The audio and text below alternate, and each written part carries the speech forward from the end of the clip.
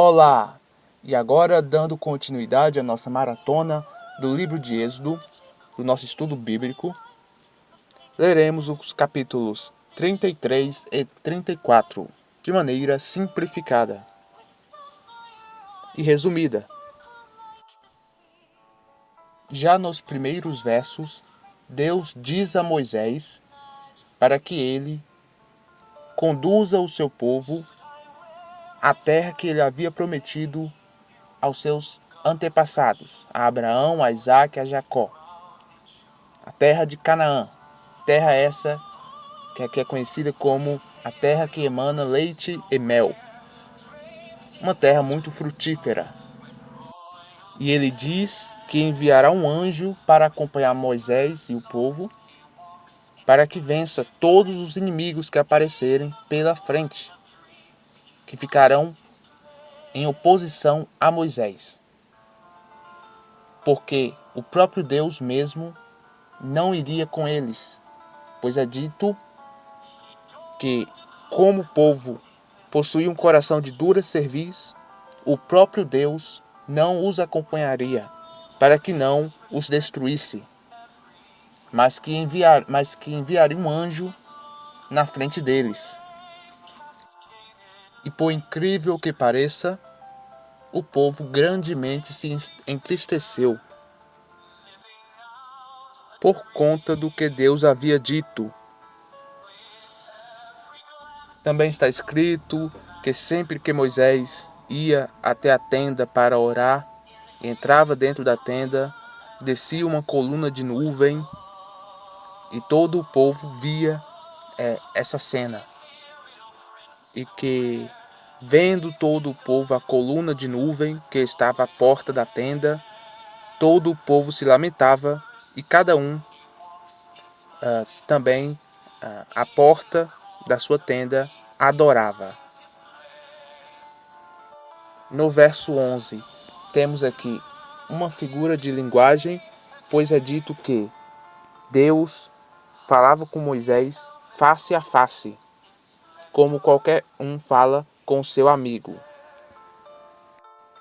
Porém, isso não passa de uma expressão idiomática.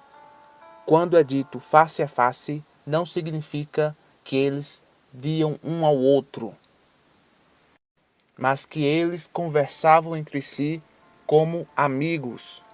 Sempre que Moisés ia à tenda adorar a Deus, pedir auxílio, Deus o respondia.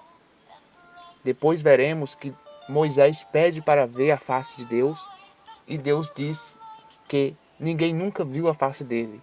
E se ele o visse, ele morreria. Futuramente veremos essa passagem também.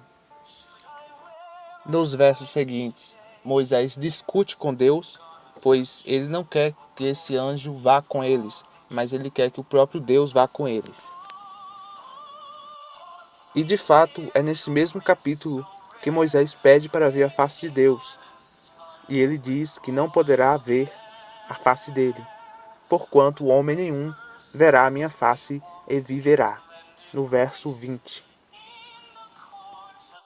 E assim concluímos o capítulo 33. E agora no capítulo 34, Deus pede para que Moisés prepare 2 tábuas de pedra para que ele, Deus, escreva novamente os 10 mandamentos. Pois as primeiras tábuas Moisés havia quebrado quando ele chegou ao seu povo. Ele estava no Monte Sinai por 40 dias. Deus escreveu os 10 mandamentos com o seu próprio dedo, é dito isso. E Moisés, quando desceu, viu que o povo estava em idolatria, que eles haviam feito um bezerro de ouro, tipo uma espécie de estátua, e estavam adorando a esse bezerro. E Moisés, naquele momento de raiva, jogou as tábuas no chão e as quebrou. E agora, no capítulo 34, Deus pede para que ele prepare novamente essas 2 tábuas e suba no Monte Sinai E depois de 40 dias, novamente, Deus escreverá os 10 mandamentos nessas tábuas. E depois Moisés ainda insiste com Deus para que ele vá junto ao povo e não o anjo. E o que Deus responde em contrapartida é o seguinte, a partir do verso 10. Ele respondeu: Estou fazendo uma aliança. Farei diante de todo o seu povo coisas maravilhosas que nunca foram feitas, em parte alguma da terra, nem entre as nações. E todos os povos entre os quais você morar verão as obras de Deus, pois o que faço com você é uma coisa espantosa. Preste atenção ao que lhe ordeno hoje. Aí é que ele diz que expulsará todos os seus inimigos, cita quais são esses inimigos, por exemplo, os amorreus, os cananeus, os hititas, perizeus, etc. E ainda diz: tenha o cuidado de não fazer nenhuma aliança com os habitantes dessa terra para a qual você está indo, para que isso não se torne um laço entre vocês. Mas vocês devem destruir os altares deles, despedaçar suas colunas sagradas e derrubar seus postes sagrados. Você não deve se curvar diante de nenhum outro Deus.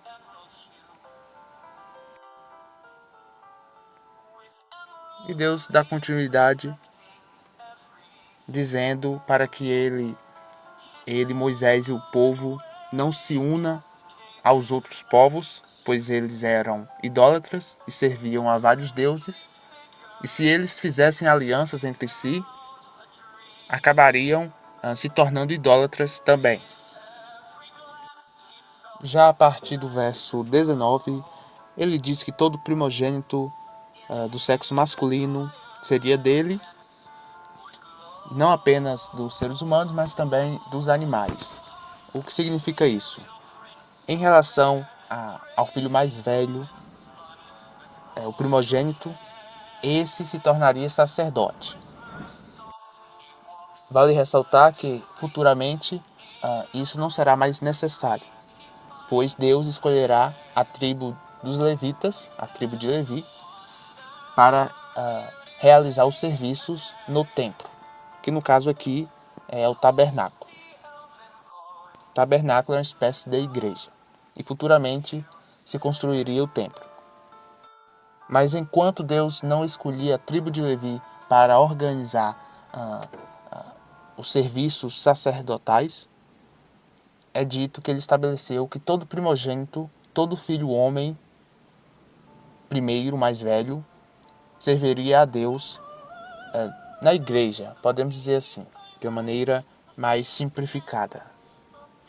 Já em relação ao primogênito dos animais, esses seriam sacrificados. Mas já expliquei sobre os sacrifícios de animais, o motivo deles, em vídeos anteriores. No verso 21, ele insiste para que o povo guarde o dia de sábado e que não realize nenhum tipo de trabalho no dia de sábado. E ele continua com as ordenanças. Um pequeno verso que eu achei interessante aqui, uma parte do verso 26, que eu achei bem interessante, para mim é um tanto inusitado. Está dito: não cozinhe o cabrito no leite da própria mãe. Eu não entendi o motivo desse verso. Hoje, com a mentalidade que eu tenho hoje, não consigo compreender o motivo, mas os israelitas, nos dias de hoje, a nação judaica, de fato, realizam essas ordenanças ainda à risca. Eles continuam a obedecer as ordenanças do Antigo Testamento, já que eles não acreditam no Novo Testamento. Ok, e nisso Moisés desceu do monte, 40 dias depois, com as tábuas da lei, os 10 mandamentos, e a pele do seu rosto brilhava intensamente, porque ele tinha tido contato com Deus, chegou muito perto. E os israelitas se assustaram com isso. É o que está escrito aqui. Ficaram com medo intensamente. E Moisés se cobriu com um pano.